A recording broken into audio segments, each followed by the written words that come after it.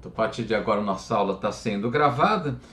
Então, como eu estava falando com vocês, né, eu vou dar continuidade ao que a gente viu na última aula. Então, deixa eu dar uma repassada rapidamente, tá, no material que a gente fez na última aula, né? Deixa eu ver aqui como é que estamos aqui.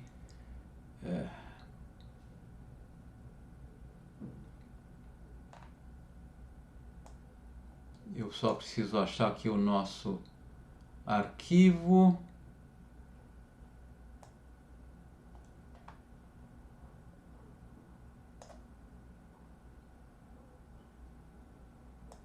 Deixa eu ver se isso daqui está funcionando aqui. Não, não está. Então vamos aqui mesmo.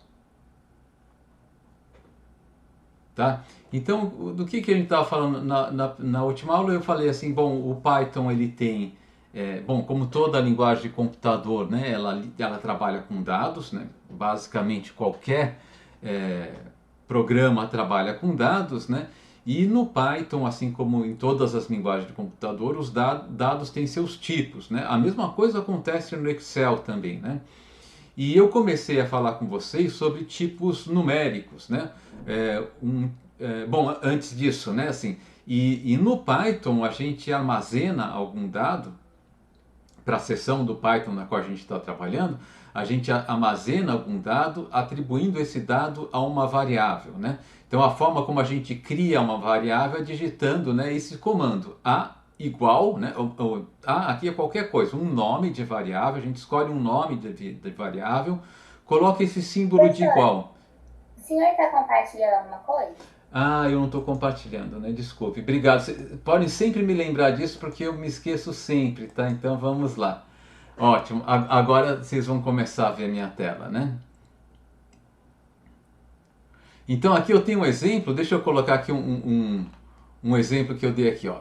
Eu criei uma variável chamada nint, né? Nint, tá? E como que eu crio uma variável? Eu digito o nome dela, digito um sinal de igual, que no Python significa um sinal de atribuição, uma operação de atribuição, e coloquei nint igual a 102. Quando eu fiz isso, eu criei uma variável, tá? E nessa variável aqui eu armazenei esse dado, 102, tá? Sempre que eu entro no Python, tá, um número, assim, e isso eu não falei na aula anterior, talvez que seja bom para ficar claro, né? Quando eu dou o símbolo de Enter, uma quebra de linha, tá? Uma quebra de linha é interpretada pelo Python como o final de uma instrução, tá? Então aqui eu escrevi nint igual a 102, deixa eu apagar só o que tem depois disso para não criar confusão, tá? Quebrei a linha e fui para outra linha, tá? Então o Python vai interpretar, olha, aqui tem esse intervalo aqui, nint igual a 102, né? Ele é uma instrução, tá? Completa, né? Então é uma coisa que ele vai ter que fazer, ele já tem alguma coisa para fazer, tá? Ele só não vai entender que é uma instrução numa quebra de linha, caso essa quebra de linha, em dois casos, tá? Primeiro, caso a quebra de linha termine com uma barra invertida, tá? Que é pouco comum, a gente não é recomendável escrever dessa maneira no Python, tá? Ou caso eu tenha, tá, um parênteses, ou um colchetes, ou uma chave que esteja não completa, tá? Então se eu colocar aqui print, abro parênteses, né? Escrevo type entre parênteses nint e depois não fecho o primeiro parênteses, tá? O Python não vai entender que esse comando está completo, tá? Aqui na nossa ferramenta, né, que a gente está usando para interagir com o Python, que é o JupyterLab, tá? Ele já, quando eu quebro, né, vocês viram aqui, né? Eu quebrei o parênteses, né? Ele estava aqui, quando eu quebro o parênteses, ele nem coloca, tá, o parênteses no começo da próxima linha, ele coloca alinhado com o parênteses de cima, para ficar claro que o comando, o Python só vai interpretar o comando quando pronto, quando esse último parêntese tá concluído, tá? Bom, mas isso era só um comentário. Então, a criação de variável é sempre isso, né? Eu escolho um nome, tá?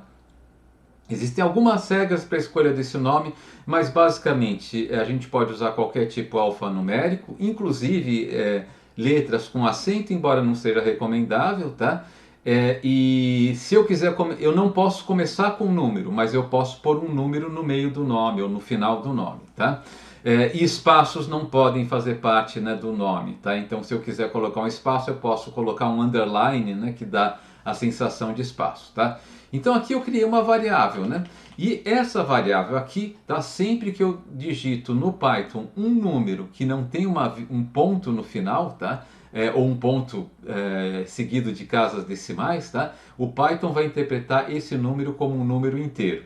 Então aqui eu escrevi nint igual a 102, tá? Ele vai falar, bom, isso daqui é um número que ele classifica como do tipo inteiro, né? Por isso que eu dei aqui o comando, né? Print, abre aspas, type, abre aspas, nint, fecha aspas, né? Como eu falei para vocês, o type nint é um comando, né? Type é uma função do Python, né? Que retorna, né, o tipo do seu argumento. Então, quando eu digo print type nint, ele vai imprimir aqui, né? Class int, tá? Ou seja, ele está dizendo que o número nint, né, é um número inteiro, tá? Um outro tipo de número que tem no Python, né, de dado numérico, é o float, né? O float ele é usado para representar todos os números não inteiros, né?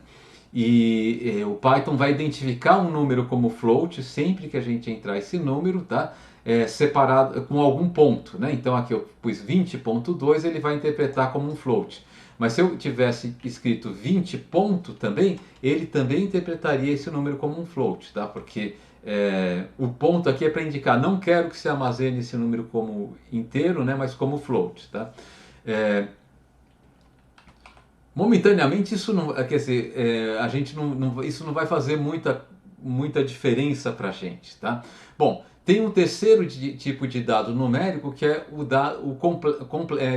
dado usado para armazenar números complexos, né? Que é o complex, tá? É o tipo de dados complex, né? E para entrar um número complexo, tá? Eu vou entrar, tá? A parte real e a parte inteira do número complexo, tá? Se eu quiser entrar de uma forma que é condizente com a notação matemática, tá?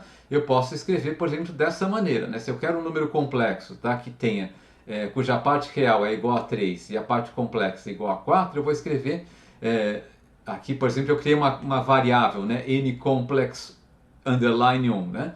E eu vou dizer, então estou criando a variável, daí coloco o sinal de atribuição, né?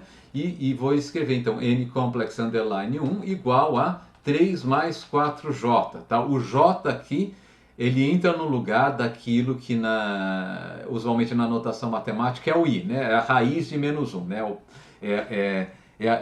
É um número irracional que elevado ao quadrado vai dar menos 1, tá? Então aqui eu representaria um número complexo.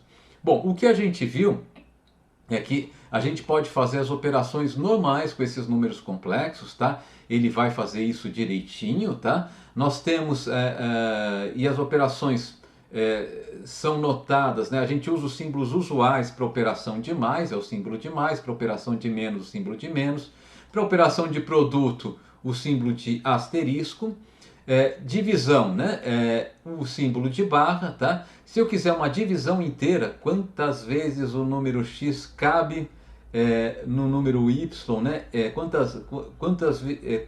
Quantas repetições inteiras do número x cabem no número y? Eu coloco duas barras, tá? Aqui tá errado, deixa eu só corrigir aqui o nosso... Aqui. Tá faltando uma coisinha aqui. Já sei o que está errado aqui, falta isso aqui, tá? Se eu quiser o resto, tá, da divisão de x por y, né, da divisão inteira de x por y, eu uso o símbolo de percentual, tá? E para fazer uma potência, eu uso duas vezes o símbolo de asterisco, tá? Nas operações, o Python ignora qualquer tipo de espaço. A convenção é que a gente separa o operador dos operandos, tá, por um espaço para aumentar a legibilidade. Não é necessário fazer isso, mas é recomendável, tá?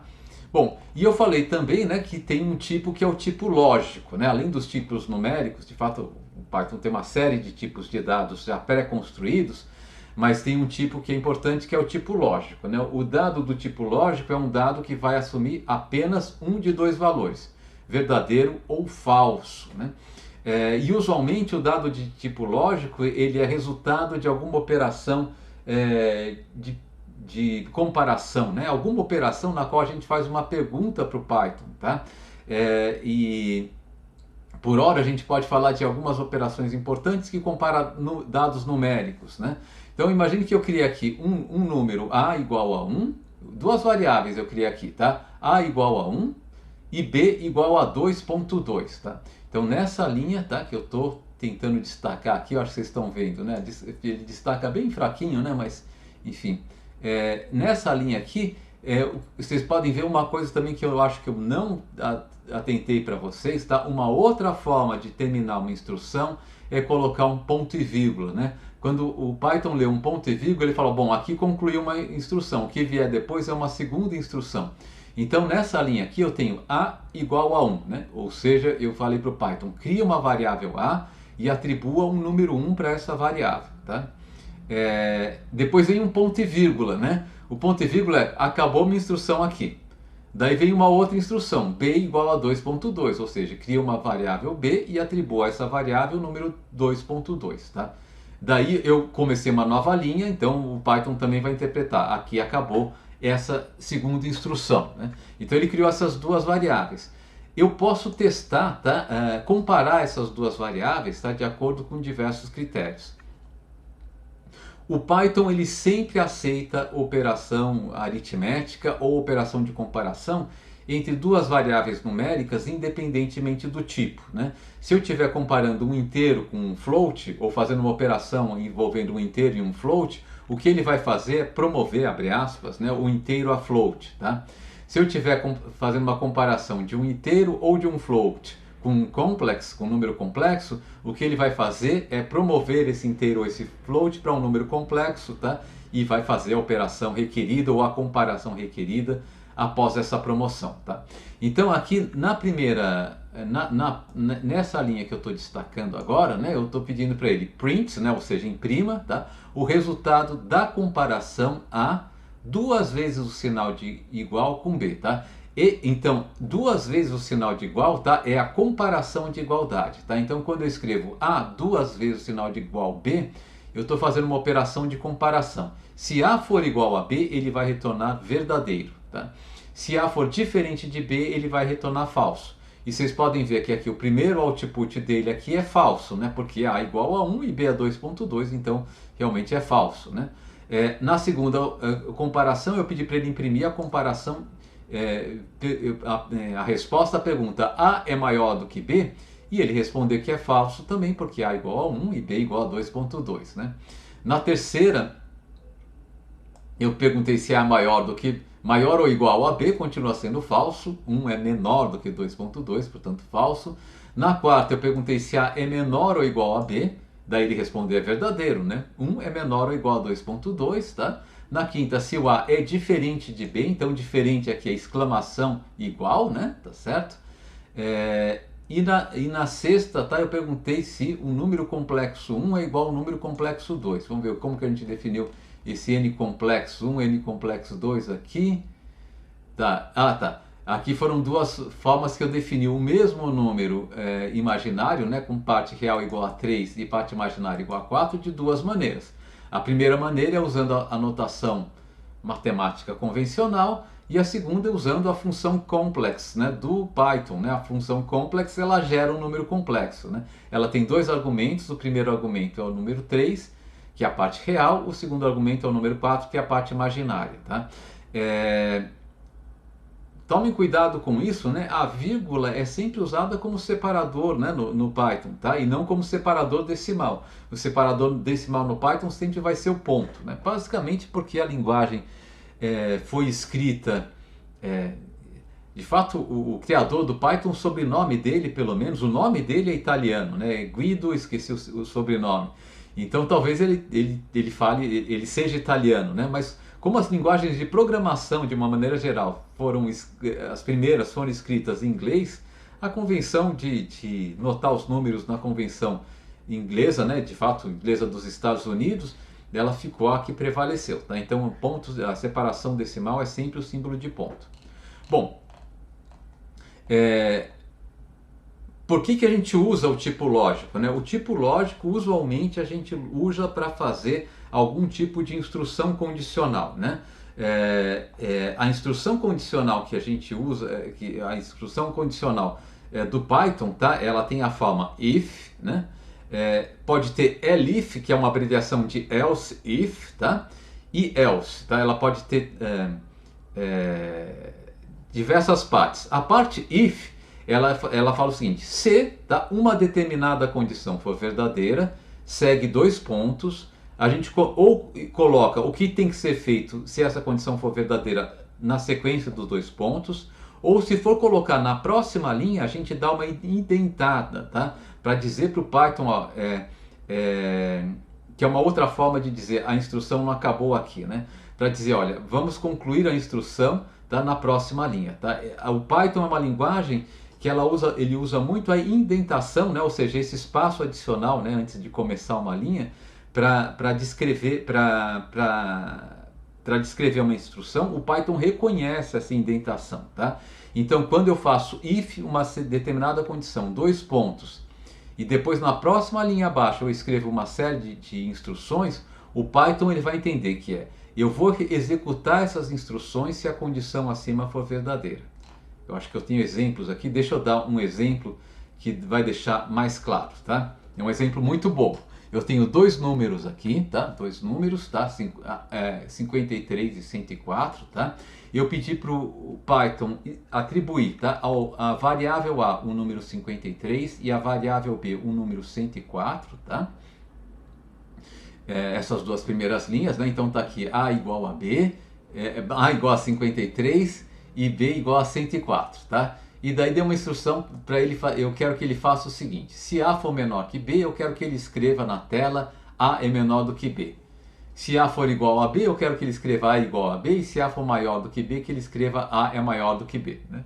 É uma instrução boba, mas apenas para ilustrar, tá?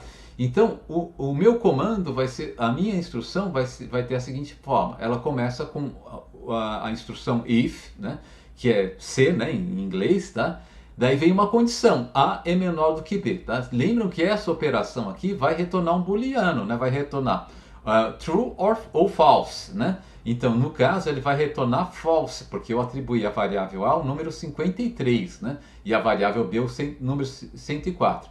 Então, ele não vai fazer a instrução que se segue ao comando if, tá? A instrução identada que se segue aqui ao comando if, tá? Se o A fosse menor que B, ele escreveria A é menor do que B. A gente já simula, já muda o A e o B aqui, tá? Daí eu posso fazer, tá, eu posso, opcionalmente, eu posso colocar mais duas instruções associadas à instrução if. Uma é a instrução elif, né, que é else if, né? Então, se A for menor do que B, faça isso. Se não, tá? Se A for igual a B, faça isso aqui, tá? Então aqui é um else if, dado que A não é menor do que B, faça um novo teste e siga as instruções caso esse novo teste for verdadeiro. E o novo teste é comparar se A é igual a B, né? Novamente, lembre-se que a operação de comparação de igualdade é um sinal de igual duplo, né? E não um sinal de igual simples, que é o sinal de atribuição. Isso vai ser válido também para o R, tá? Tem muita coisa que a gente usa no Python que no R vai ser igual, tá? Algumas coisas não, mas tem muita coisa que a gente pode replicar.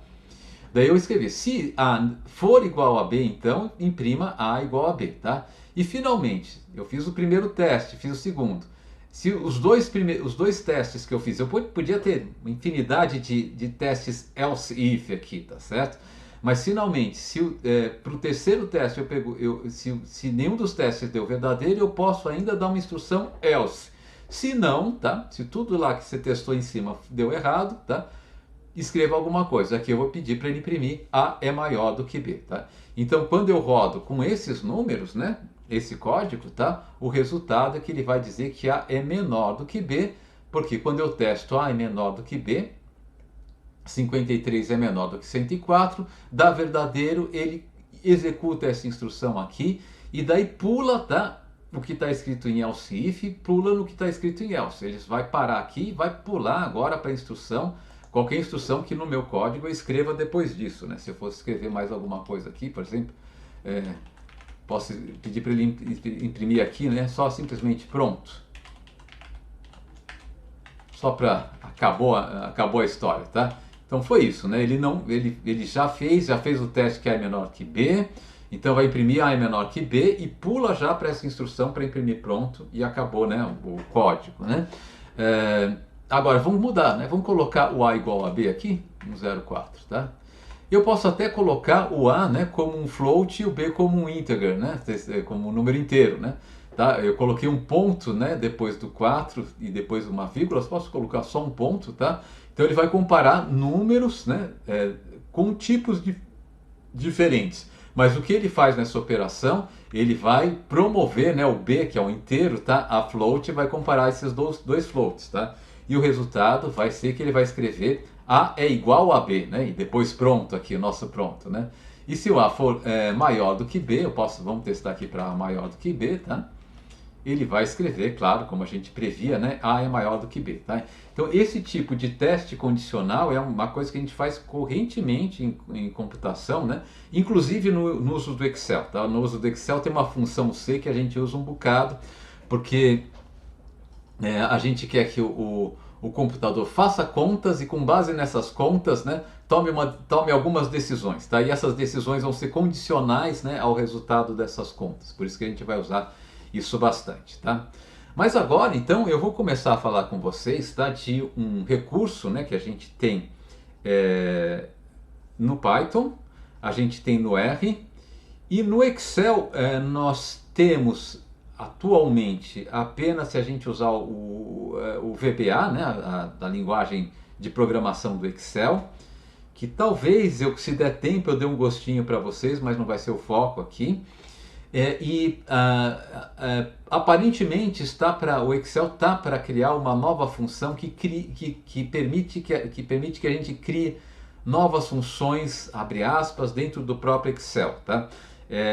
Então isso vai ser um recurso bem interessante, que é uma função do Excel que se chama Lambda. Se isso for possível, vai ser bem legal para o Excel. Eu estava querendo testar essa função. E ela já está disponível para as pessoas que fazem testes do Excel, né? Então já está sendo testada essa função. Agora quando e quando vai ser divulgada para todos nós não sabemos, tá? Mas enfim, se você vai trabalhar com Python ou com o R, tá?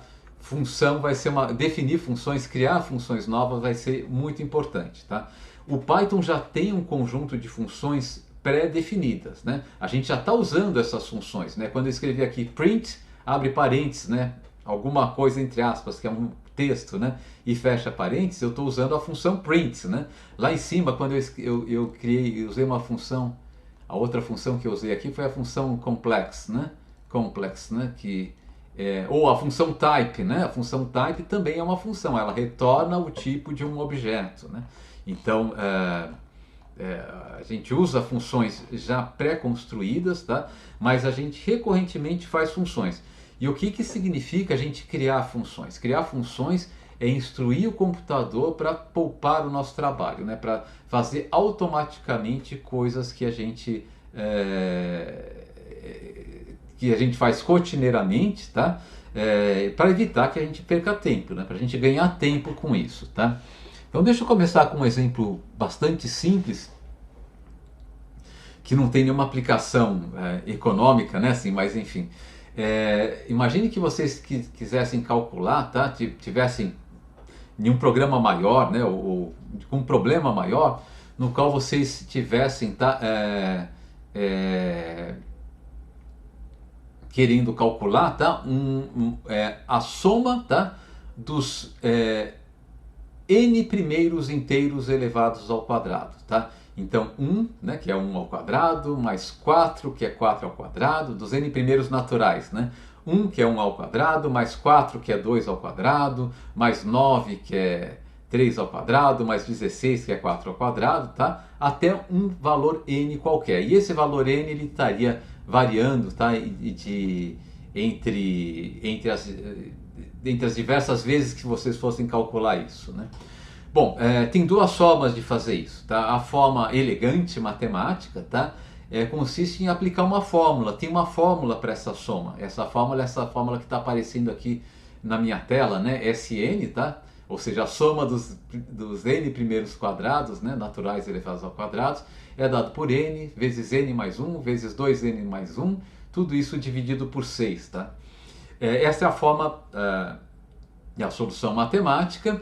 E essa solução não é tão difícil de deduzir isso, né? Exige não sei, a forma que eu deduzi, a gente tem que pensar um pouco uma solução meio criativa, mas sai, tá? E talvez os matemáticos tenham até uma dedução mais mecânica, né? Ou seja, que a gente queima menos neurônio para chegar nela, né? Mas depois que a gente chegou a essa fórmula, de fato, o nosso trabalho, mesmo que a gente tivesse que calcular a soma dos n primeiros naturais ao quadrado, ficou mais fácil, né? Que, vamos supor, eu tenho que calcular a soma dos 20 primeiros naturais ao quadrado, eu vou multiplicar 20 vezes 21 vezes 41 e divido por 6, e chego a essa soma, né? Mais fácil do que somar 1 mais 4 mais 9 mais 16 mais 25, né? Etc, etc, até chegar lá no 400, que é 20 ao quadrado, né? Então, isso seria bastante trabalhoso na calculadora. Mas eu posso implementar, né, esse cálculo aqui no computador. De fato, com essa fórmula eu posso implementar no próprio Excel, por exemplo, né? Mas a gente quer fazer, que eu quero ilustrar como que eu posso implementar isso no Python, tá?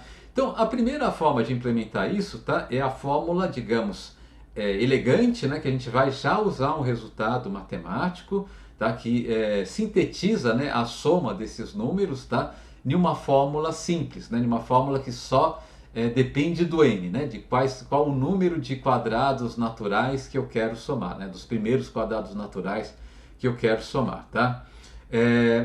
Então vamos fazer de duas maneiras, tá? A primeira maneira, eu vou criar um programa, tá, que faz isso pra gente, tá? Eu vou criar um código do Python, tá, que vai perguntar para um usuário, tá? Bom, qual que é a quantidade dos primeiros quadrados a serem somados, tá? Vai dar uma mensagem nesse sentido, tá? Daí ele vai pegar essa informação do usuário, o usuário vai entrar essa informação, ele vai pegar essa informação e vai calcular essa fórmula aqui. Então vamos escrever isso aqui, vocês vão ver que não é muito difícil. Para escrever isso aqui, tá, eu vou usar um recurso, né, do JupyterLab, que eu não vinha usando até agora, mas que para a gente vai ser interessante, que é o editor de texto. O JupyterLab ele tem em si um editor de texto que tem a conveniência de um editor de texto do Python, né, e também do R para a gente, né, que é um editor de texto que ele vai ter os recursos, primeiro, de destacar a sintaxe, né? Então ele vai reconhecer o que é uma função e vai deixar uma cor bonitinha. Ele vai ter o recurso de completar automaticamente, né? Ou seja, ele vai ter o recurso de, quando eu entrar um código aqui, ele vai representar o código como ele está representado aqui, né? Tá? De uma maneira visualmente interessante, e vai também ajudar a gente a completar esse código. Então, para isso, o que eu vou fazer? Eu vou aqui no launcher do R, né, do JupyterLab. Se esse launcher não estiver aberto, vocês podem vir aqui. Vocês podem teclar, eu esqueci qual era o atalho, eu acho que era Ctrl L, mas não tenho certeza. Isso, Ctrl Shift L, tá? Que ele vai abrir essa tela de um launcher aqui, tá? Ou se vocês quiserem, vocês podem vir aqui vocês podem vir aqui, clicar nesse botão aqui de... Eu acho que era aqui, tá? Nesse botão aqui do File Browser, né? Aqui nesse painel lateral à esquerda, tá? E vocês podem clicar aqui em mais, tá? Ele vai acrescentar um New Launcher da mesma maneira, tá? Então aqui eu vou querer o quê? Eu vou querer criar um arquivo do Python, tá? Eu instalei aqui o meu JupyterLab em inglês, tá? Ele tem uma opção de instalar em português. Eu posso depois até gravar a instrução para deixar os comandos em português, mas como a linguagem é toda em inglês, eu acho mais confortável deixar tudo em inglês, né? Aqui vai ao gosto do freguês. Então eu vou clicar aqui em Python File. O que é isso? Ele vai abrir um editor de textos, tá? Para criar um arquivo do Python, tá? Ele está aqui, tá? E esse arquivo foi criado, tá? Ele por hora chama Untitled Python, né? Vamos dar um nome para esse arquivo aqui. Eu vou chamar ele de... E para dar um nome eu clico com o botão direito, né, na aba do arquivo, né, nessa abinha aqui em cima, tá?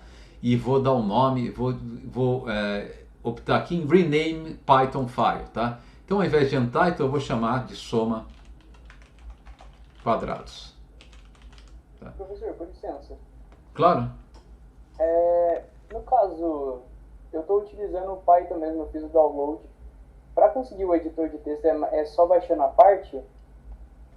Ah, você não está usando o Jupyter. Então, daí no caso, se você está trabalhando direto no Python, no interpretador do Python, o seu sistema operacional é o Windows.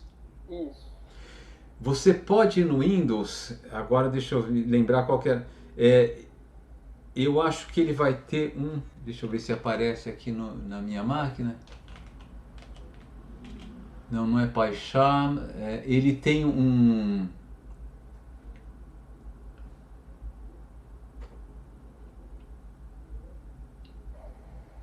Professor, se quiser no final da aula o senhor falar sobre isso, sem nenhum problema. Tá bom, daí no final da aula eu abro minha máquina Windows e a gente checa como que você faz, tá? Se não tiver problema, que daí a gente... Perfeito. Tá ok? Perfeito, então. Obrigado. Tá. Então eu só renomeei aqui, né, para somar quadrados, para dar um nome que seja fácil da gente reconhecer depois, né? Eu acho que ele não renomeou. Eu devo ter apertado em cancelar ao invés de rename, né? Então vamos lá de novo. Rename Python File. Acho que eu tinha apertado certo, vamos ver aqui. Então eu vou selecionar aqui o Untitled, né? No lugar de Untitled eu vou colocar soma quadrados. Porque eu já devo ter criado esse arquivo, eu vou dar rename. Ele tá me dando uma mensagem, eu acho, de que ele não pode fazer isso. Eu sei por quê, porque eu já criei um arquivo com esse nome, então eu vou criar com outro nome, tá? Vou criar soma com S maiúsculo, quadrados com Q minúsculo, tá? Eu estou usando aqui uma máquina Linux. A máquina Linux ela diferencia, né, nomes de arquivos com letras maiúsculas com letras minúsculas, né? E depois eu não pus o espaço aqui, então ele vai diferenciar do arquivo já criado. Agora deve funcionar, agora funcionou, perfeito, tá? Bom, eu vou escrever esse código o mais simples possível, tá? E a primeira coisa que eu vou usar uma nova função do Python aqui, que é a função chamada inputs, tá? Essa função aqui, o que ela faz... Tá um pouco pequena a letra, né? Deixa eu ver se eu aumento um pouquinho para vocês, para ficar mais fácil. Como que eu fazia para aumentar aqui o tamanho da letra mesmo?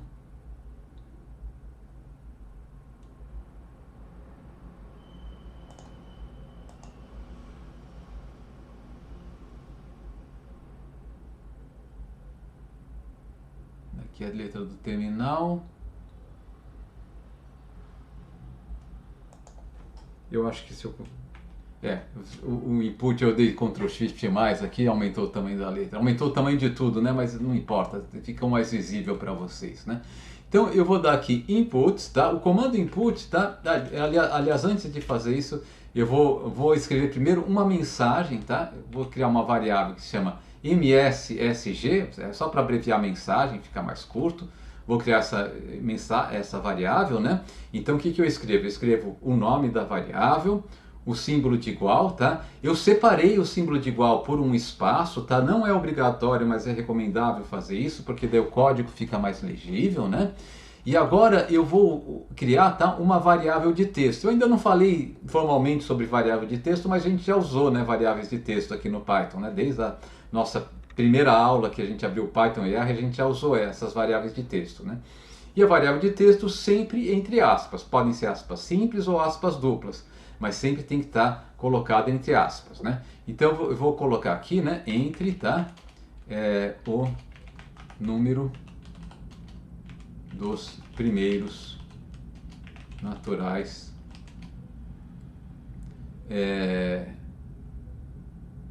dos primeiros quadrados naturais, tá? não estou com uma solução em português muito boa, né? Dos primeiros quadrados naturais a serem somados, né? Eu vou calcular, né, a soma dos primeiros quadrados naturais, n quadrados naturais, né? E agora então eu vou usar uma função do R, que é a função inputs, né, de entrada, né, de insumo, né? E aqui essa função ela tem um único argumento, tá? Que é a mensagem, né? Se eu deixar a função em vazio, o R vai pedir alguma coisa para o usuário, mas sem avisar que ele está pedindo alguma coisa. Então, usualmente ela vem acompanhada de uma mensagem, tá? E a mensagem vai ser exatamente essa variável que eu criei aqui, tá? Eu poderia ter colocado eu poderia ter escrito diretamente, tá?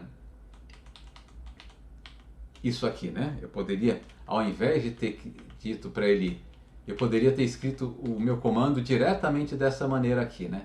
Poderia ter tirado aqui nessa mensagem, tá? Opa. Tá? E escrito só inputs, né? Entre o número dos primeiros quadrados naturais a serem somados, tá? Mas aqui, para deixar mais legível o nosso código, eu resolvi criar a variável NNSG, né? E NSG, tá? Bom, se eu fizer isso, tá? Eu vou até dividir em etapas, tá? Ele vai realizar esse comando aqui, tá? E vai retornar, né? O que essa função input faz? Ele retorna para o Python, né? Para o código que está sendo executado, o que o usuário entrar de mensagem, tá? Então, antes de eu escrever o comando, o programa efetivamente que eu quero que seja executado, tá? Eu vou pedir só para ele imprimir a variável entrada, tá? E imprimir, tá? O tipo da variável entrada. Agora, o que acontece? Quando eu estou trabalhando no JupyterLab, né? Com um editor de console de texto, por vezes eu vou querer testar, né, o meu código, tá? E para isso eu vou fazer o seguinte: eu vou clicar com o botão direito do meu mouse sobre o texto que eu estou editando, tá? E aqui ele dá uma opção, né? Create Console for Editor, né? Então ele vai criar um console para o nosso editor de texto aqui. O que ele fez aqui? Bom, ele pergunta, bom, qual que é o kernel, né? Na verdade, que programa você vai usar? Eu vou usar o Python 3, tá? Tá selecionado. E o que ele abriu? Aqui embaixo ele abriu uma seção do Python, tá? E o que eu posso fazer aqui? Eu posso mandar os comandos que eu estou escrevendo lá para baixo para testar esses comandos, tá? Então, se eu escrever aqui, eu posso mandar de diversas formas, tá? Eu posso mandar linha por linha. Para mandar uma linha, eu simplesmente pressiono na linha que eu estou, Ctrl Enter. Tá? Pressionei. Não é Ctrl Enter? Por que ele não está obedecendo aqui? É Shift Enter, perdão, peço desculpas, tá? Pressiono Shift Enter, tá? E daí, tá? Ele executa esse comando aqui, tá? Ele simplesmente criou a variável mensagem, né? O segundo comando que eu peço para ele um input, né? O que ele vai pedir para a gente? Ele vai pedir aqui no nosso console com o JupyterLab, né? Ele dá essa cara aqui, né? Entre o número dos primeiros quadrados naturais a serem somados. Então eu ia entrar um número aqui, tá? Por exemplo, eu podia pedir para ele somar os 7 primeiros números elevados ao quadrado, os 7 primeiros naturais elevados ao quadrado, né? Entrei esse número, tá? Preenchi aqui a caixinha, dou Enter, tá? Ele executou esse comando. Agora a variável entrada, tá? É o que vocês podem ver aqui, eu vou pedir para ele... Então o que ele fez? Ele mandou essa mensagem, eu respondi a mensagem entrando no número 7, tá? Ele armazenou o que eu entrei, né? Na caixinha que ele abriu para eu dar essa entrada, tá? Ele armazenou isso, tá? Em uma variável chamada entrada, né?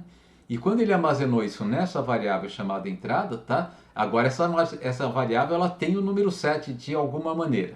Mas vamos ver como ele armazenou essa variável, tá? Então eu vou dar um Shift Enter aqui, tá? Bom, aparentemente é 7, mas vamos pedir para ele dizer de que tipo é esse dado aqui dessa variável, né? e ele diz que é uma variável do tipo str, tá? Eu ainda não falei para vocês, imagino que não, mas a variável do tipo str vem de string, tá? E seria um string de caracteres, né? É uma variável que é um pedaço de texto, tá? É uma variável texto. Então ele armazenou esse 7 não como um número, mas como um texto, né?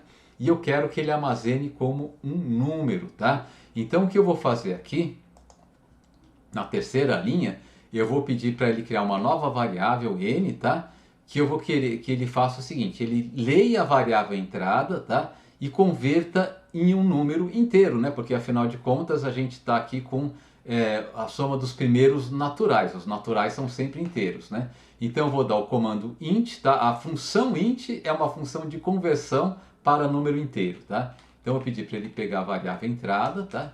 Que vai ser simplesmente um texto aqui, tá? Ela está na forma de texto, tá? Como a gente está vendo aqui, né? O tipo da variável entrada aqui é string, tá? E vou pedir para ele calcular, tá? Essa variável como se ela fosse um inteiro, né? E vou pedir para ele imprimir agora, tá? E salvar na variável n. E só para a gente testar se tudo deu certo, eu vou pedir para ele imprimir o tipo que assumiu a variável n, tá? Vou pedir para ele imprimir também a variável n, tá? Só para a gente ver que deu tudo certo, né? Que ele armazenou o 7 na variável n e armazenou o 7 na variável n como número inteiro, tá? Eu vou rodar todo o código de novo, tá? Para isso eu venho aqui na opção Run, né? E tem uma opção aqui que não tem atalho, né? Que é Run All Codes, né? Rode todo o código, tá? Então eu pedi para ele fazer isso, tá? Ele pede para eu entrar, né? O número dos primeiros quadrados que eu quero que sejam somados, tá? Vou colocar aqui 7 de novo, pode ser qualquer número, tá? E ele imprimiu. Agora, como que ele respondeu? Ele imprimiu 7, né? E disse que a variável n é da classe int. Int é um número inteiro, então agora está sendo tratado como número inteiro, tá? Então a primeira coisa, tá? Sempre que eu usar essa função inputs, né?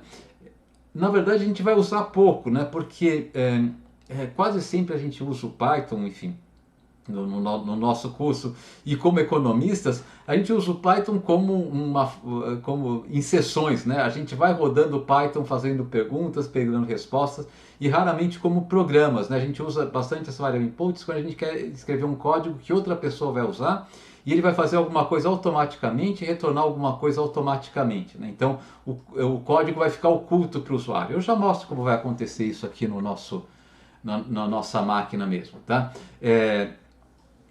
Então, mas de fato, tá, o que eu não queria que ele imprimisse n, o tipo de n, né? Eu quero que ele calcule, que ele implemente aquela forma lá que a gente queria da soma dos primeiros n quadrados, tá? Então eu vou criar aqui uma nova variável, tá? E essa variável vai implementar aquela fórmula que a gente acabou de ver, né? Aquela fórmula dizia o seguinte, que os primeiros n quadrados, se eu somar os primeiros n quadrados, o resultado vai ser n vezes n mais 1, vezes 2 vezes n mais 1, tá? Tudo isso dividido por 6. Aqui eu posso colocar o número 6, tá? É isso, né? E se eu tiver, então, num programa que vai ser acessado por um usuário fora, eu preciso dizer agora, então, avise para o usuário qual foi esse resultado. Eu vou pedir simplesmente para ele somar, tá? Imprimir essa soma aqui. Então eu vou dar o comando print s, tá? Então vamos pedir para ele executar isso aqui. Quando chegou o fim do arquivo, o Python acha que o comando foi concluído também, né? Então vamos pedir para ele executar. Esse aqui vai ser o nosso código, né? De calcular a soma dos primeiros n números elevados ao quadrado, tá? Então aqui é só uma forma de interface, né? Eu quero falar com o usuário do meu programa. Então eu escrevi uma mensagem, que é a mensagem que eu vou mandar para ele, né? E daí eu quero que o usuário fale comigo, eu quero que ele me diga qual que é o número, né, de primeiros naturais quadrados que ele quer que eu some, né? Então eu uso a função inputs, né, que vai emitir a mensagem, vai imprimir essa mensagem e vai esperar que o usuário entre alguma coisa no teclado, né? Depois que o usuário der enter, ele vai pegar o que o usuário entrou no teclado e vai armazenar isso na variável entrada, né? Eu estou esperando aqui que o nosso usuário seja bem comportado e entre, tá, uma variável numérica. Porque ou que seja passível de ser convertido em um inteiro, né? Porque se ele não fizer isso, o meu programa vai dar erro. A gente ainda não está aqui com... não estou falando ainda em rotinas para tentar evitar erros, né? Fazer algum teste. Não, você tem que entrar um dado numérico. Estou ainda fazendo uma coisa bastante simples, né? Então ele vai entrar um número aqui, tá? E eu vou converter, só que o Python vai ler esse número inicialmente como um texto, tá? Eu vou pedir para ele converter esse número em um número inteiro, porque eu quero a soma, né, dos n primeiros naturais elevados ao quadrado, né? E depois eu vou então usar esse número inteiro para calcular a fórmula da soma dos primeiros n números naturais ao quadrado e pedir para o Python imprimir o resultado. Tá? Vamos pedir para ele rodar o código inteiro novamente. Tá? Então aqui, run all code. Tá? Então ele vai pedir para eu criar, né, para eu saber, né, a soma dos... ele vai pedir para eu imprimir, para eu dizer quais são os primeiros n inteiros que eu quero imprimir. Eu vou colocar aqui 7, né? E vou dar Enter, tá? E ele fala, ó, a soma dos primeiros 7 naturais, né? É igual a 140, tá? Vamos fazer o seguinte, e eu aproveito para também tirar a dúvida do colega de vocês que não está com o JupyterLab instalado, só está com o Python instalado, né? Eu vou abrir aqui a minha máquina do Windows, vai ser algo relativamente rápido, acredito eu.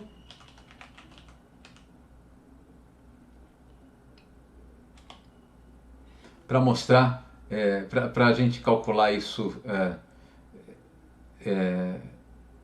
Aliás, eu estava pensando em calcular usando o Excel, mas nem vai precisar. A gente pode fazer isso usando o Excel também, né? Porque às vezes é interessante fazer o paralelo, tá? Mas o que eu posso fazer, só para checar se realmente é isso, como o número 7 é relativamente pequeno, né? Eu posso pedir para ele somar 1 ao quadrado mais 2 ao quadrado mais 3 ao quadrado, mais 4 ao quadrado, aqui eu coloquei 3 à quarta, não vai dar certo, né? Mais 5 ao quadrado, mais 6 ao quadrado, mais 7 ao quadrado. Veja que eu inseri essa instrução no console, tá? Quando eu estou trabalhando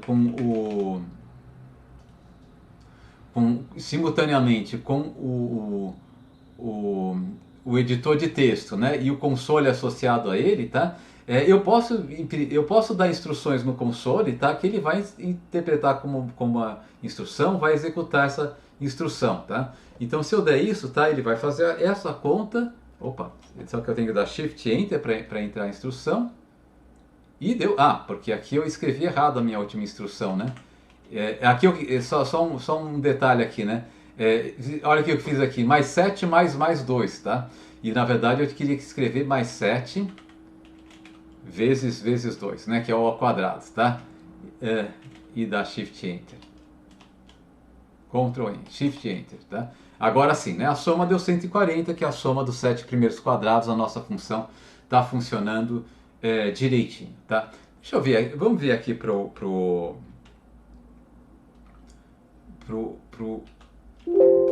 nosso pro Windows um momento, tá? Porque eu queria mostrar uma coisa para vocês, que é a seguinte, tá? A primeira coisa, deixa eu voltar aqui para o nosso editor, tá aqui, né? Primeira coisa, deixa eu só salvar esse soma quadrados aqui. Venho aqui em File.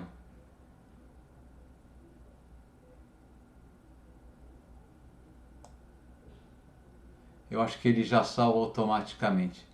Como eu falei para vocês, eu não trabalho, usualmente eu não uso, tá, o JupyterLab como interface, mas achei que seria mais conveniente para o nosso curso, tá? Eu acredito que já esteja salvo, né? O que é isso aqui? Isso aqui é só uma extensão que eu coloquei aqui, não interessa pra gente. Tá salvo sim, né? Porque quando tem que salvar, Se eu venho aqui nesse notebook, você vê que tem um íconezinho aqui de salvar, né? Então, entendo que ele já tenha salvo isso aqui, tá? Eu vou vir aqui em um terminal, tá?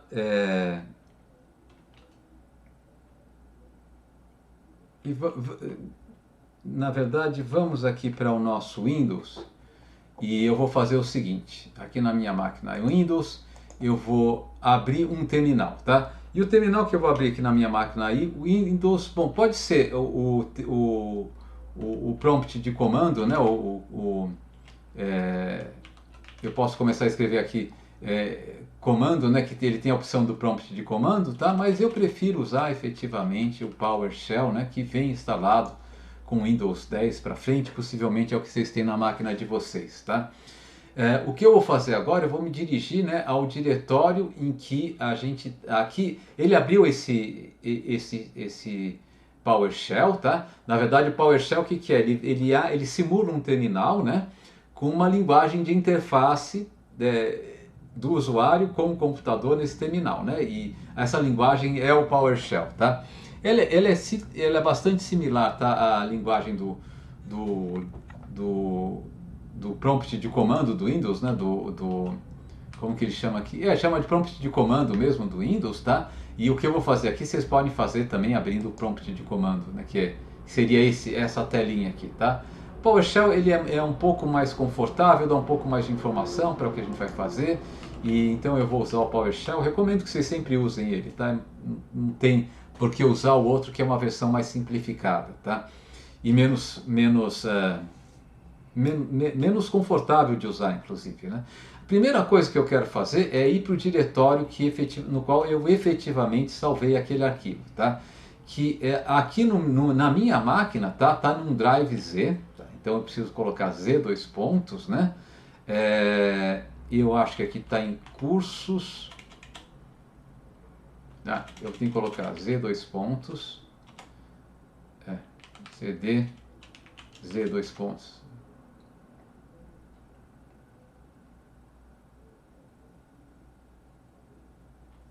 Deixa eu ver onde está, porque eu esqueci aqui onde está, que eu acho que o código, que a letra é diferente.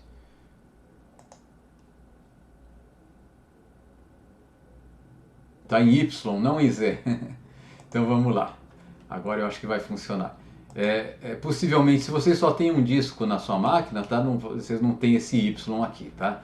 Então eu vou colocar Y dois pontos, tá? Ele está num diretório Y, tá? Cursos, tá? Agora está funcionando. Cursos, USP, graduação, computação, aulas. Tá? Então agora eu estou debaixo desse diretório, né? É como se eu tivesse vindo aqui, tá? No File Explorer do meu computador, né? Tivesse selecionado aqui o Drive Z, tá? Selecionei cursos, né? USP, graduação, computação, aulas, tá? Eu estou dizendo no PowerShell para ele fazer isso, né? Para ele clicar, tá? Esse caminho, né? A gente chama efetivamente isso de um caminho, tá? Deixa eu limpar aqui a tela, porque ela ficou muito cheia, né? Para limpar, eu dou o comando clear, tá? E eu vou pedir para ele dizer o que tem nesse diretório aqui. Eu dou o comando dir para isso, tá? No PowerShell, tá? Daí ele está listando tudo que existe que está nesse diretório aqui. O que eu estou interessado, tá? É esse arquivo aqui, somaquadrados.py. Eu quero que ele execute esse arquivo aqui. Para fazer isso, tá? Eu vou escrever Python, tá? Soma quadrados.py, tá? Deixa eu limpar de novo a tela para ficar lá em cima. Podia até... Tem outra forma de fazer isso. Eu vou escrever Python, né, que é o comando do Python, tá? Ele já reconhece esse comando. Se vocês seguiram as minhas instruções e colocaram Python no caminho, né, de executável do computador, ele vai reconhecer esse comando do Python no PowerShell, tá? E quando eu chamo o Python e dou um argumento para esse Python, né, eu falo, ó, Excel ou Windows, no caso, né, execute o Python, tá? Mas ao invés de entrar em uma sessão interativa, né, execute o Python, chame o Python e execute o código, né, do arquivo somaquadrados.py, tá? O pontinho ponto barra, quer dizer, é o arquivo que está nesse diretório que se chama somaquadrados.py, tá? Vocês podem ver que eu comecei a escrever aqui soma, né? E daí eu pressionei a minha tecla de Tab, tá? Ele vai completando, tá? Ele vai dando algumas sugestões. Eu tinha criado um outro arquivo, que agora está com letra minúsculas, que chama soma_quadrados.py, mas o que a gente acabou de criar foi o soma com letra S maiúsculo, quadrados com Q maiúsculo, .py, né? Vou pedir para ele executar. Então olha só o que acontece. Agora ele veio com a mensagem, né? Entre o número de primeiros quadrados naturais a serem executados. E eu acabo de ver que a gente podia melhorar um pouquinho o nosso código, porque o nosso prompt aqui para entrar o número está grudado no texto, né? Eu podia ter dado um espaço aqui. A gente já testa isso, tá? Eu vou colocar aqui o 7, que é o número que a gente já testou, vou dar Enter, né? E o que ele vai fazer? Ele escreveu aqui 140, né? Que é o resultado que a gente estava buscando, tá? Então a gente escreveu o nosso primeiro programa, né? Que vai ser interpretado pelo Python. Vamos melhorar um pouquinho esse programa? Então o que eu vou fazer? Eu vou voltar lá no nosso JupyterLab, tá? E vou modificar uma coisinha aqui, ó. Esse soma quadrados, tá? Eu vou colocar 2 pontos e vou colocar um espaço, tá? E eu vou fazer outra coisa, tá? Que eu já vou explicar por quê. Na verdade, se eu fizer isso aqui no Windows, tá? Eu posso executar esse programa como se ele fosse um programa, tá? Esse somaquadrados.py, se vocês instalaram o Python como eu recomendei que vocês instalaram, o Python já associou todos os arquivos que tem extensão .py, né, .py, tá, ao Python, tá? Isso quer dizer o seguinte, sempre que eu chamar do Windows, tá, um arquivo que tem extensão .y, o que o Windows vai fazer? Ele vai executar esse arquivo, tá, usando o interpretador do Python, né? Então, se eu escrever aqui, tá, simplesmente o nome do somaquadrados.py aqui, tá? Ele vai executar esse arquivo. Só que o que ele vai fazer? Ele não vai reconhecer que eu já estou chamando esse arquivo do PowerShell, que portanto ele poderia executar debaixo do PowerShell. Então o que ele vai fazer? Ele vai abrir um prompt de comando, vai executar esse arquivo e quando tiver terminado de executar, ele vai fechar. Então olha só, eu vou dar o Enter aqui, vocês vão ver o que vai acontecer. Tudo bem, ele abriu, né, aqui um terminal, pedindo para a gente entrar o número, tá? Vou entrar o número, não tem problema, tá aqui, 7, tá? Só que quando eu teclar Enter, ele vai calcular, que é 140, vai imprimir, mas vai fechar o terminal na hora, a gente não vai ver o resultado, desapareceu, né? Para evitar que isso aconteça, eu vou voltar lá para o nosso código e vou colocar aqui, ao final do nosso código, mais uma linha, que eu vou pedir para ele, tá? Dar uma mensagem input, sem nada, sem valor algum, tá? Isso, sem valor algum, tá? Ou eu vou colocar uma mensagem. Vamos criar uma nova mensagem, SNSG2, tá? É igual, tá? Tecle, qualquer tecla para terminar, tá? Porque daí o que acontece? Ele vai imprimir a soma dos quadrados, né? Mas daí ele vai esperar eu teclar alguma coisa, porque porque eu vou pedir para ele dar para ele executar o comando input, né? Com a mensagem 2, tá? Então vai esperar que eu fale, tá ok, pode continuar. E daí nesse caso aqui o nosso programa vai funcionar direitinho. Eu só não sei se ele salvou, de novo eu fico com a dúvida se ele está salvando ou não direito aqui. Ah não, para salvar Ctrl S, né, o atalho convencional, tá? Agora está salvo esse arquivo, tá? E vamos ver como que vai acontecer, como vai se comportar agora, tá? O nosso código no Windows, tá? De fato agora eu vou poder executar esse código, tá? Por exemplo, eu vim aqui no meu gerenciador de arquivos, tá? Cheguei aqui onde está, né, o nosso arquivo soma quadrados, está aqui, ó, vocês estão vendo aqui? Deixa eu ver se eu consigo aumentar o tipo também. Não, né? Vocês não estão conseguindo ver. Ah, tá aumentando, ótimo. Aqui está o nosso arquivo soma quadrados, né? Esse arquivo aqui, tá? Eu vou clicar 2 vezes nesse arquivo aqui, vamos ver o que vai acontecer. Primeiro, ele já viu, né, que era o Python, então falou, bom, o Python vai ter que ser executado no terminal, abriu um terminal, começou a executar o Python pediu, entre o número dos primeiros quadrados naturais a serem somados, tá? Vou repetir aqui o número 7, dou Enter, tá? Ele respondeu 140 e agora tecle qualquer tecla para terminar, tá? Então, qualquer tecla e Enter, né? Talvez eu pudesse ter dito tecle Enter para terminar. Eu vou dar Enter aqui e ele fechou a janela, tá? Então a gente escreveu aqui um programinha que vai ser executado sozinho, tá? Se vocês estiverem no Linux ou numa máquina Linux, né? Ou numa máquina macOS, tá? A forma de fazer isso, de obter o mesmo resultado, eu vou colocar aqui para a máquina Linux, porque eu efetivamente, aqui foi um erro meu de preparação para a aula, tá? Eu não... É uma coisa que eu não faço usualmente, que é usar o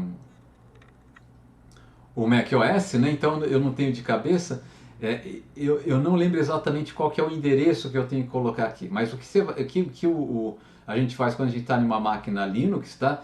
Existe uma convenção, tá? Todo arquivo de texto que é executável, que começa, tá, com um jogo da velha, seguido de uma exclamação, tá? Ele chama isso daqui de shebang, né? Não sei porque o jogo da velha é she, né? O bang, exclamação, faz algum sentido, né? Eu posso dar o caminho do executável, que vai interpretar o código que se segue, tá? Aqui, no caso das máquinas Python, quase sempre é usr/bin/python, né? Ok? Então eu vou dar esse caminho aqui, tá? Vou salvar de novo o nosso arquivo, Ctrl S, tá? E vou executar agora em um terminal do Python, tá? Do meu Linux aqui, né? Ok? Esse terminal aqui, tá? E aqui eu já tô no diretório que eu quero, tá? Se eu der aqui um comando para ele listar todos os arquivos, nos terminais do Linux o comando é ls, tá? Aliás, no PowerShell também aceita o comando ls, então não teria problema, tá? Daqui o arquivo somaquadrados.py, tá? Se eu mandar executar o somaquadrados.py agora, tá? Vou fazer a mesma coisa, né? Ponto, tá? Só que aqui, ao invés de barra invertida, uma vaca normal, tá? Soma quadrados.py, tá? Ele possivelmente vai reclamar, tá? O que ele reclamou? Permissão negada, né? Que de fato eu vou precisar dizer que esse arquivo aqui é executável. O Linux, assim como o macOS, ele tem alguns procedimentos de segurança adicionais, né? Qualquer código de texto, né, na forma de um arquivo de texto, que para ser executado automaticamente eu preciso dizer que ele é um executável, tá? Para fazer isso, tanto no Linux quanto no macOS, eu vou usar o seguinte comando: shomod, tá? Isso aqui é a abreviação de change, shmod, perdão, tá? Que é a abreviação de change modes, tá? Modifique o modo do arquivo, tá? E aqui eu vou colocar um mais x, que aqui simplesmente significa acrescente que ele é executável, tá? Acrescente a informação de que ele é executável, tá? E depois eu dou o nome do arquivo, tá? somaquadrados.py. Fiz isso, tá? Agora sim eu vou pedir para ele executar esse meu arquivo. E agora ele está pedindo direitinho, né? Entre o número dos primeiros quadrados naturais a serem somados, tá? Vamos fazer uma coisa diferente aqui, vamos colocar 102, tá? Vai dar um número grande, né? Então ele vai retornar aqui, né? 358.955. E como a gente tinha feito o programa para funcionar no Windows também, tá? Agora se eu peço para ele teclar qualquer tecla para terminar, ele termina o comando e volta aqui ao nosso terminal, tá? Então é assim que a gente pode construir, né, um pequeno programa em Python, um programa que ele não vai usar uma interface gráfica, isso daria um trabalho adicional, tá? Eu nem tenho competência para fazer isso, embora que eu saiba não é a parte mais difícil também, mas teria algum investimento em fazer nisso, que pode ser um programa que faz uma tarefa específica, né? Interage com o usuário, mas esse programa pode fazer tarefas específicas muito poderosas também, né? Eu posso ter um programa que por exemplo, importe arquivos da internet, converta o arquivo de um formato para o outro, etc., né? E salve num diretório que eu quero que esses arquivos sejam salvos, né? Então, eu posso automatizar muitas coisas com isso, né? Então, não esse recurso pode ser muito poderoso. No curso, eu vou usar um pouco menos esse recurso, né? Pelas razões que eu falei para vocês agora há pouco, né? De qualquer maneira, tá? A gente pode ser interessante para a gente muitas vezes escrever código na forma de texto, também por uma série de razões que a gente vai ver no futuro, né? Mas basicamente é para poupar o nosso trabalho. Uma coisa importante, né, de a gente usar a linguagem de programação, seja o Python, seja o R, é porque com essas linguagens, tá? A gente pode fazer as tarefas repetitivas uma única vez, né? A gente não vai ter que repetir essas tarefas repetitivas, tá? No Excel, um pouco menos, né? De fato bastante menos, né? É menos confortável, né, de automatizar tarefas repetitivas, tá? O Python é uma ferramenta muito boa porque ele é muito bom para automatar tarefas repetitivas que às vezes não são tarefas de trabalhar com dados numéricos, né? Que é o que a gente vai fazer mais ao longo do nosso curso, né? Mas em alguns casos eu quero trabalhar, como eu falei com vocês, com arquivos, né? Importar informação da internet, salvar aqui e acolá. O Python tem bastante flexibilidade para isso, né? Mas para tarefas com dados numéricos vai ser, enfim, não vai ser exatamente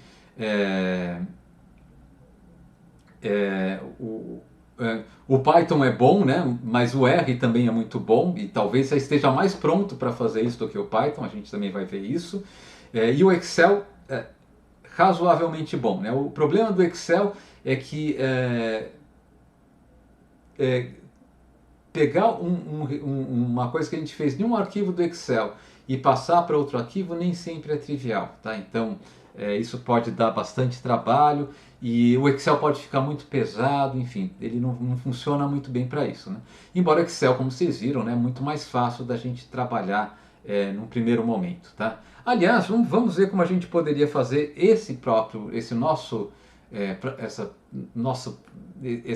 resolver esse mesmo problema no Excel, né? Que eu disse que eu queria fazer isso e disse que queria fazer uma outra coisa também, tirar uma dúvida do colega de vocês que havia perguntado se eu teria algum editor de textos para editar o meu texto do Python, né? No Windows, né? Dado que ele não instalou o JupyterLab, né? E aqui o que vocês podem procurar aqui é Python. Eu acho que se você procurar o Python no Windows, isso, né? É idle, eu tinha esquecido, tá? Então o idle, tá? É uma IDE do Python, né? Então se eu abrir aqui o idle, tá? Esperando ele abrir, abriu, tá? Tá aqui, tá? Ele abriu uma IDE, tá?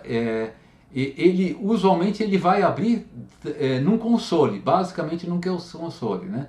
Mas eu posso vir aqui em File e falar New File, tá? Ele vai abrir aqui um arquivo de texto, né? De edição de texto, tá? Então, por exemplo, vamos testar aqui, tá? A gente pode, não vou, eu posso escrever aqui, né? Print, olá, né? Tá? E para dar esse comando, mandar esse comando pro console, eu dou Ctrl Enter, perdão, eu acho que é Shift. Eu esqueci qual que era o atalho aqui. Deixa eu ver. A gente der aqui Run, tá? Se eu quiser que ele rode tudo, é F5.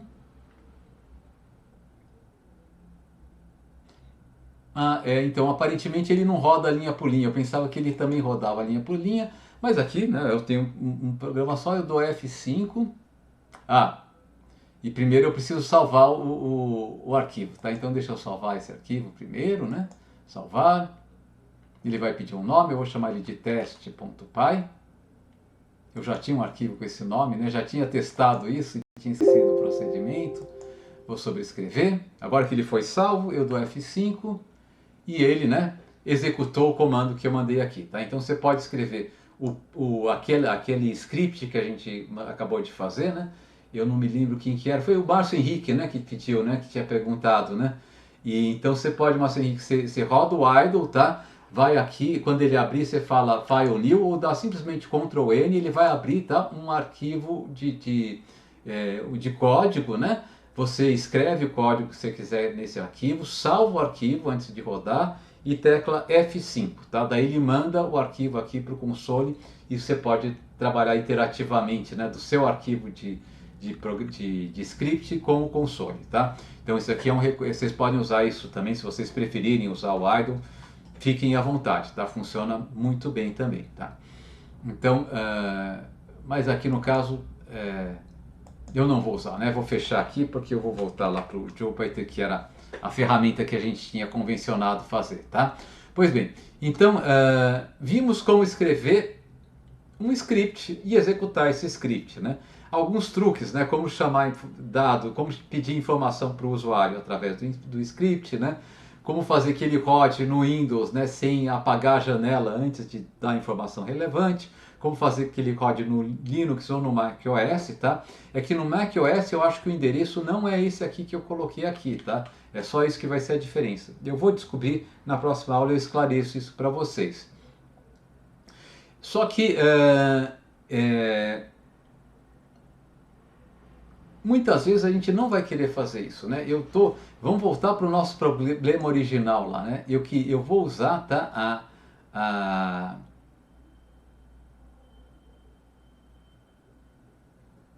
Agora eu gostaria que eu vou fechar esse console aqui. Eu acho que não vai ter problema. Eu vou usar a instrução. Eu quero usar, tá? A fórmula da soma dos primeiros n naturais elevados ao quadrado, né? Mas usualmente, muitas vezes eu quero usar essa fórmula repetidas vezes dentro do mesmo script do Python, né? Ou se eu estou trabalhando iterativamente, eu vou querer usar essa fórmula repetidas vezes dentro da mesma seção do Python, né? Calculei uma vez a soma dos primeiros 6 quadrados, depois quero calcular dos primeiros 10 quadrados, depois dos primeiros 11 quadrados, e assim por diante, né? E para isso que a gente vai usar, né, a definição de uma função, tá? Eu vou criar aqui um novo atalho errado. Eu vou criar aqui um novo console, tá? Um novo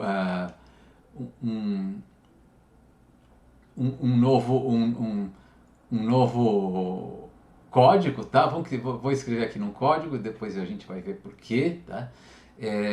Então, eu disse eu podia vir em New Launcher, né? Mas eu posso vir aqui em New, tá? E vou falar, não, eu quero um novo arquivo do Python, tá? Criar um novo arquivo do Python. E vou chamar esse arquivo aqui de funções, tá? Vou então rename Python file e vou chamar isso aqui de funções. Eu vou criar sem acento e sem til, tá? Fica grafia incorreta.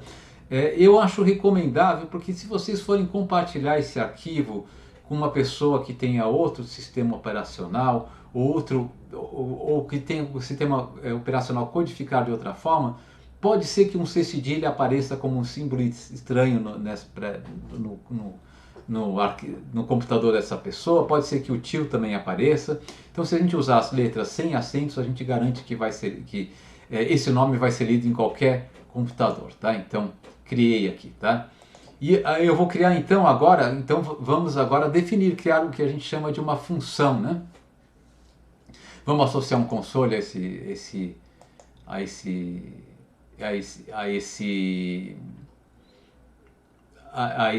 arquivo de código, tá? Do Python também, né?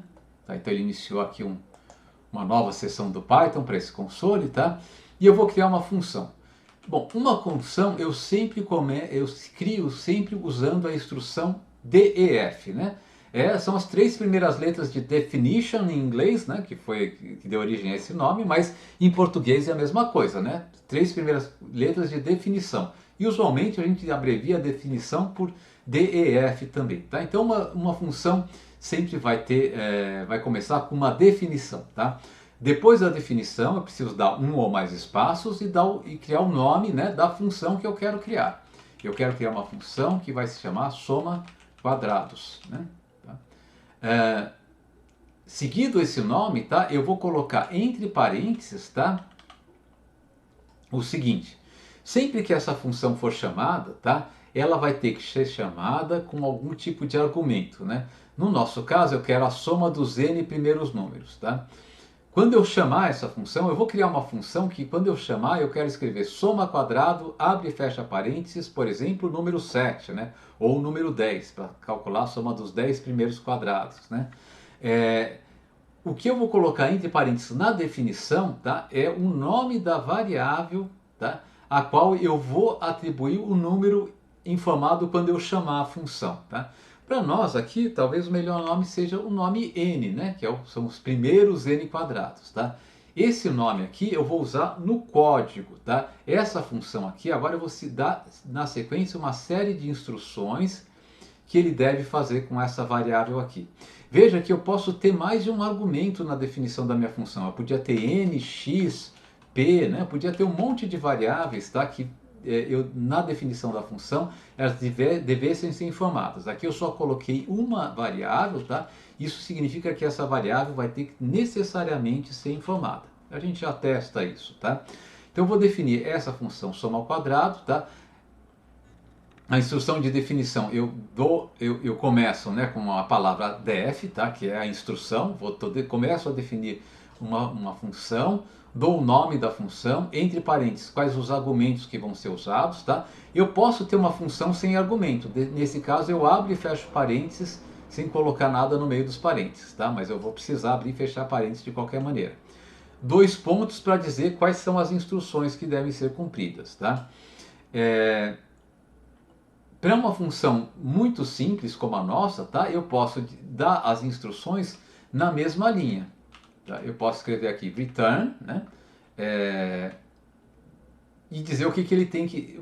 Assim, o que é return? Return é mais uma instrução, né? É uma instrução que vai estar sempre dentro de uma função de definição, tá? Que eu coloco, que eu uso sempre dentro da definição de uma função, né? E return, tá? É o valor que vai ser retornado pela função, tá? No Python eu posso ter funções que não retornam nada, né? De fato, as minhas funções podem fazer o papel daquilo que em outras linguagens de programação são chamadas subrotinas, tá? Eu posso ter uma função que fala o seguinte: não, pega aquela variável, misture com essa, etc, etc, e depois sai, acabe de fazer o que você faz. Mas usualmente a gente vai pedir para ela retornar alguma coisa, que seja apenas uma mensagem de sucesso. Ó, deu certo o que você pediu para eu fazer, deu tudo certo, tá? Aqui eu quero que ela retorne o número que eu quero que ela retorne é a soma dos primeiros n quadrados, que no caso a gente está usando a fórmula, né, n vezes n mais 1 vezes 2 vezes n mais 1, tudo isso dividido por 6, tá? Então posso definir essa função dessa maneira, né, bastante sintética, em uma única linha, né?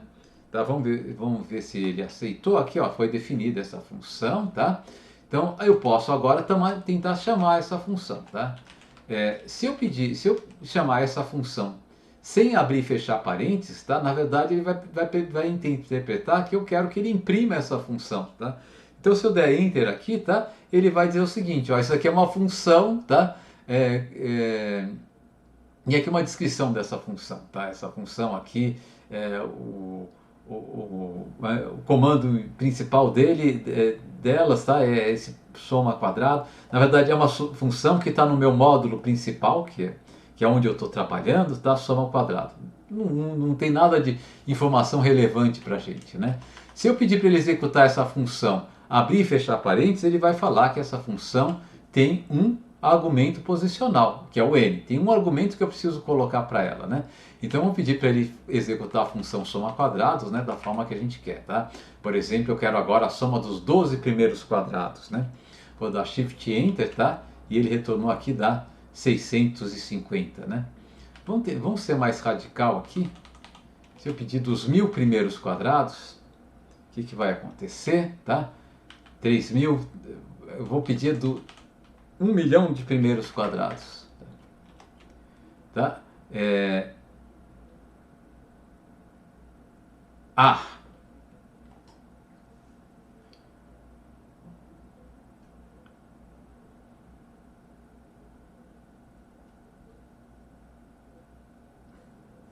Deixa eu só ver uma coisa aqui. Não, deixa para lá. Depois eu comento para você. Depois eu comento o que aqui.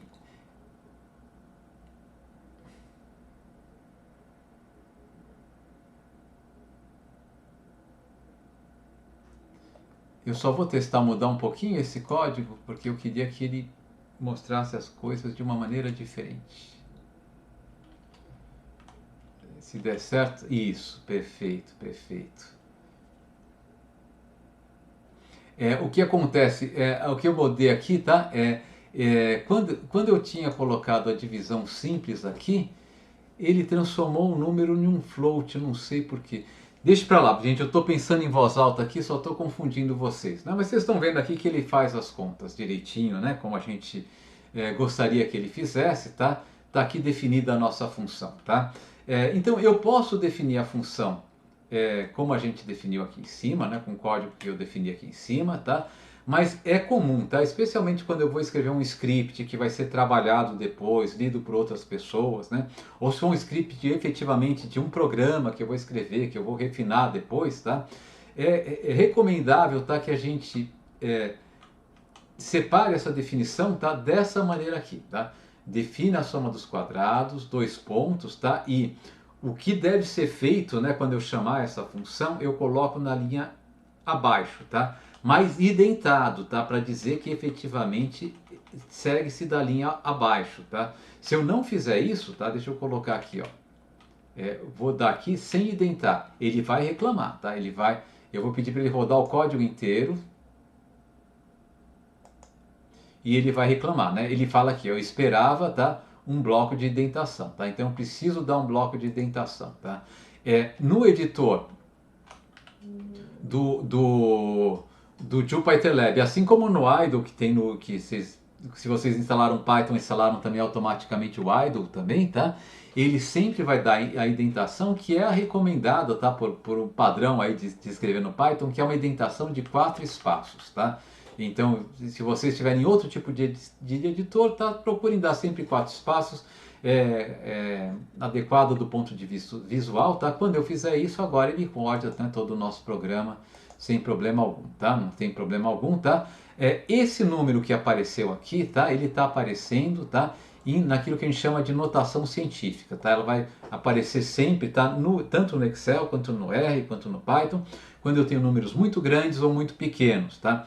E esse número aqui, ele é o seguinte, é 3.333383333, esse número que aparece aqui à esquerda do E, vezes 10 elevado a mais 20. É só isso que está dizendo isso aqui, tá? A notação científica usa isso, para eu evitar ter que falar de números muito grandes, né?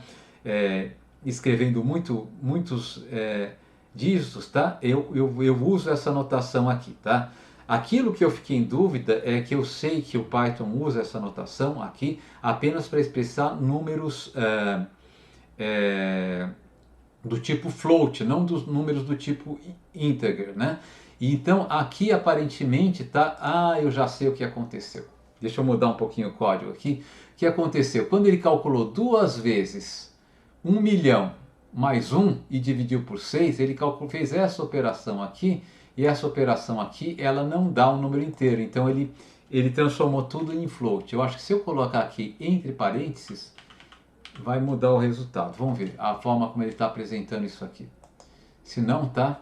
Eu vou ter que pedir... Não mudou, então eu vou ter que pedir desculpas pela minha digressão aqui.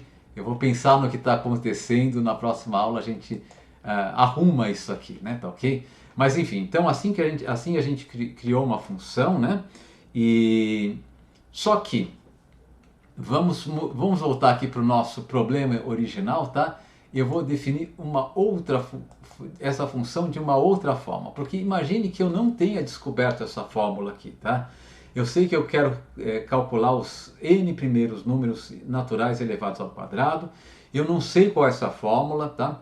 E não consegui deduzir essa fórmula, eu estou com pressa, né? Quando a gente está com pressa, ela, puxa, demora um tempo deduzir uma fórmula dessas, né? Então eu podia falar o seguinte, demora um tempo e às vezes a gente não deduz também, né? Então eu posso falar o seguinte, eu queria fazer de uma outra maneira, eu queria que ele passasse, né? Ele realmente, eu informasse o número dos primeiros naturais que eu quero que ele some ao quadrado, que ele eleve ao quadrado e depois some tudo. E eu poderia querer que ele... Então, dada essa informação, que ele pegasse, então, 1 ao quadrado, mais 2 ao quadrado, mais 3 ao quadrado, etc., até mais n ao quadrado. Que ele fizesse repetidas vezes isso, né? E isso é uma coisa que os computadores também fazem, né? Especialmente, aí, no Excel, não, né? A menos que eu tenha uma função que faça isso previamente, mas no R e no Python a gente vai fazer isso diversas vezes e é uma das grandes vantagens, né, de trabalhar com R e com Python. Eu posso implementar o que a gente chama de loops, né? O loop é uma volta, né? Ou ciclos, né? Então é um tipo de instrução cíclica. Você faz uma vez, repete, repete, repete, repete, repete, repete, repete de um número indefinido de vezes, tá? Então eu vou pegar esse mesmo, tá? Esse mesmo código aqui e vou definir uma segunda função aqui, tá? Que vai fazer a mesma conta por um caminho diferente, tá? Então eu vou chamar também de soma quadrados. Só que eu vou chamar de soma quadrados 2, tá? Também com um único argumento n, tá? E eu vou usar aqui o nosso primeiro loop, tá? Eu vou criar uma variável i dentro da definição da minha função. Eu crio uma variável i, a qual eu vou atribuir um valor inicial igual a 0, tá? E agora eu vou dar, tá, uma instrução que é uma instrução que chama while, tá? A instrução while é uma instrução que vai fazer um loop dentro do Python, tá?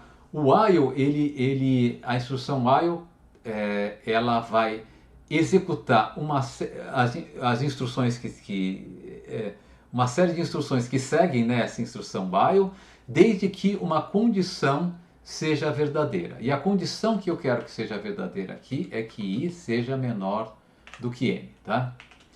Então, enquanto i for menor do que n, eu vou pedir para ele fazer o seguinte. E novamente, sempre depois de 2 pontos, tá? Se eu for escrever o que se segue os 2 pontos na próxima linha, eu vou dar um espaço, né? Eu estou dizendo, enquanto i for menor do que n, eu quero que você execute algumas instruções, né? E aqui, de fato, vai ser uma única instrução, então poderia colocar na mesma linha, tá? Mas antes disso, deixa eu só colocar, eu vou precisar criar uma nova variável aqui também chamada s, tá? Então uma variável i, que vai ser simplesmente um contador, né? Eu falo, vão ser dois comandos aqui, eu vou precisar executar na próxima linha. Eu vou ter um contador que vai começar em 0, tá? E eu vou contar esse contador até n, tá? De fato, quando ele chegar em n, eu quero que ele pare, né? Tá? Porque quando i for igual a n, i não é mais menor do que n. Daí ele vai parar de fazer o que eu quero que ele faça, né? Que eu estou pedindo para ele fazer. E eu vou criar aqui uma variável que é para armazenar a soma dos quadrados. Então eu vou calcular os números ao quadrado até o valor n, tá? E vou armazenando, vou somando nessa variável s aqui, tá? Antes de prosseguir, só um comentário, tá? Recomenda-se que entre definições de funções eu coloque sempre 2 espaços, tá? Qualquer definição de função tem que ser separada. Aqui é só para uma questão de estilo, para legibilidade do código, tá? Separo todas as definições de funções entre duas linhas vazias, tá? Do restante do código, tá? Então eu coloquei aqui 2 linhas e não uma linha como eu tinha colocado antes. O Python ele não reclama se você não colocar nenhuma linha, mas é recomendável por uma questão de legibilidade do código que a gente faça isso. Então aqui, enquanto i for menor do que n, tá? Agora eu vou dizer o que eu quero que ele faça. Primeiro, eu quero que ele pegue a variável i, tá? E altere a variável i. Eu quero que ele coloque no lugar da variável i, tá? O valor i mais 1, tá? E a variável s, eu quero que ele coloque no lugar da variável s, tá? A variável s, o que ela era antes, né? Mais a variável i elevado ao quadrado, tá? Então, o que eu estou fazendo aqui? Começa com i igual a 0, tá? Se eu chamei essa função e eu quero a soma de algum número natural, esse n aqui vai ser algum número maior do que 0, né? Porque os números naturais... Bom, enfim, aí depende de como você define os números naturais, mas usualmente a gente entende que eles começam com o número 1, né? Então, eu coloquei um n aqui maior do que 0, menor do que 0. Então, então comecei, ó, Python, tá? Pega uma variável i, atribua o valor 0, pega uma variável s e atribua o valor 0 também. Tá? Daí eu falo o seguinte, ó, você vai testar agora, tá? Se o i é menor do que a variável n, que é a variável que foi informada quando eu chamei a função. Né? Digamos, eu chamei soma dos quadrados 2 do número 1, do número 7, tá? Que seja. Tá? Então ele vai falar, bom, i é igual a 0 é menor do que 7. Então eu tenho que executar as instruções que se seguem. Né?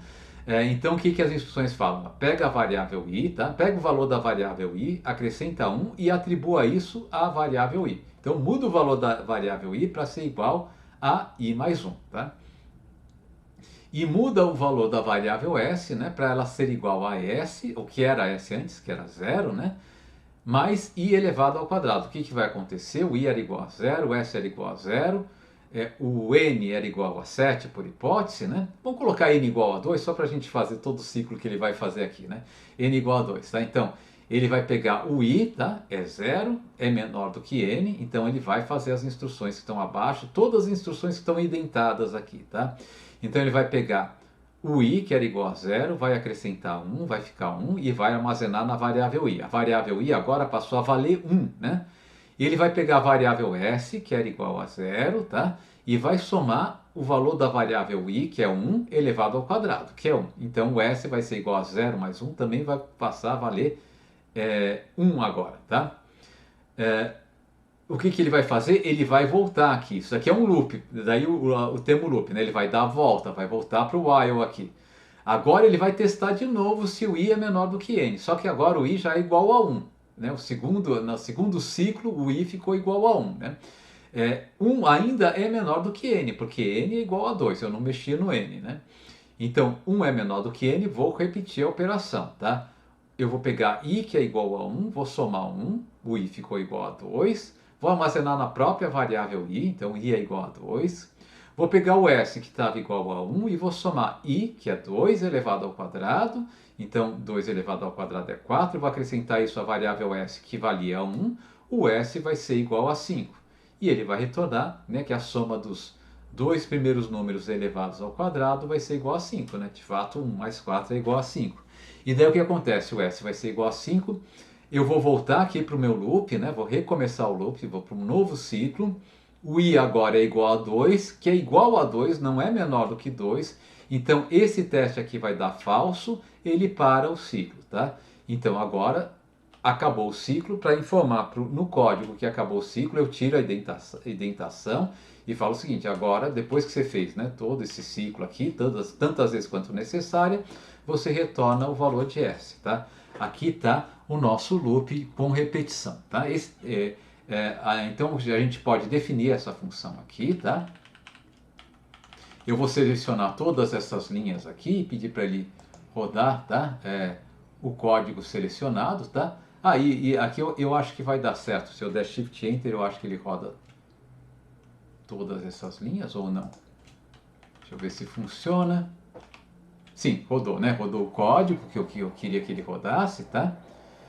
Até vamos ver se ele é inteligente o bastante. Não. Eu pensava que ele fosse inteligente o bastante para ver que tinha indentação. Não é o caso. Tem algumas ideias que fazem isso. Tem algumas ideias que fazem isso. Leonardo levantou a mão. Fala, Leonardo.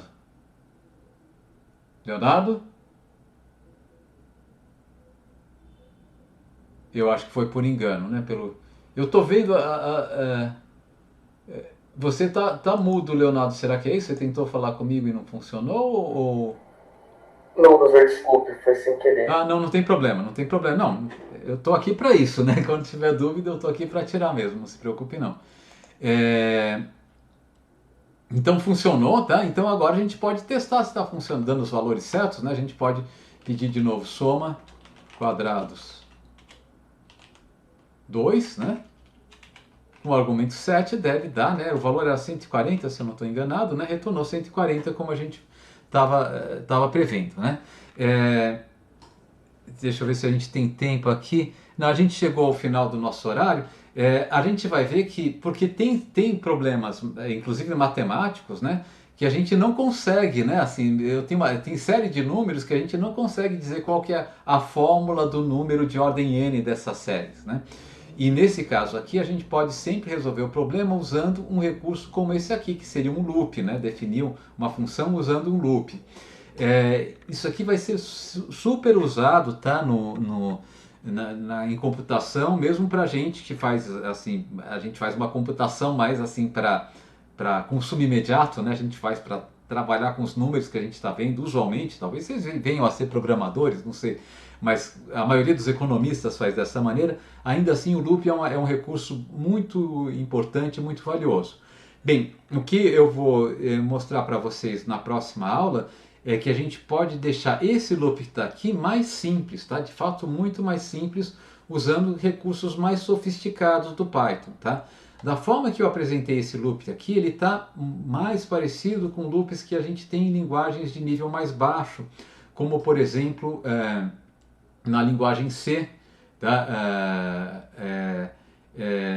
Possivelmente vocês vão fazer um loop muito parecido com esse aqui. E em linguagem de nível mais elevado, né, eu estou dizendo com nível mais elevado aqui, só no nível maior de abstração, como o Python e o R especialmente, tá? A gente vai conseguir fazer loops como esse usando um código mais sintético, tá? No R, de fato, a gente vai conseguir fazer isso aqui em uma linha, tá? No Python, se a gente usar uma biblioteca adequada, a gente também consegue fazer isso em uma linha, né? Mas é interessante a gente ver esse loop inicial, porque a gente está mais próximo do que uma máquina faz, tá? A máquina vai ter que fazer isso. Ela vai, para implementar, né, qualquer função que some os n primeiros naturais ao quadrado, tá? Efetivamente ela vai fazer isso, né? Então a gente pode parar por aqui, tá? Enfim, a gente tem que ir avançando no ritmo que der efetivamente. Se eu tiver tempo, eu até avanço um pouquinho, tá? Eu gravo uma aula intermediária, que eu tenho medo de fazer isso e vocês não verem a aula, né? Porque não está no horário de aula, eu não posso cobrar isso de vocês. Mas eu acho que dá tempo, dá para preparar material para vocês avançarem mais do que a gente está avançando, com o fato que a gente só tem uma aula por semana, né? A gente teve bastante feriados às segundas-feiras também, tá? Eu vou ver como a gente faz isso. De qualquer maneira, a gente pode parar por aqui então, né? Já está tarde, todo mundo deve estar cansado. Então, eu agradeço a presença de todos, desejo bom descanso, né, para vocês, e até semana que vem. Vocês tenham uma ótima semana, tá? Ok, gente, então eu vou encerrar a sessão. Muito obrigado, até a semana que vem. Tchau, tchau. Obrigado, senhor, até semana que vem. Até semana que vem, obrigado.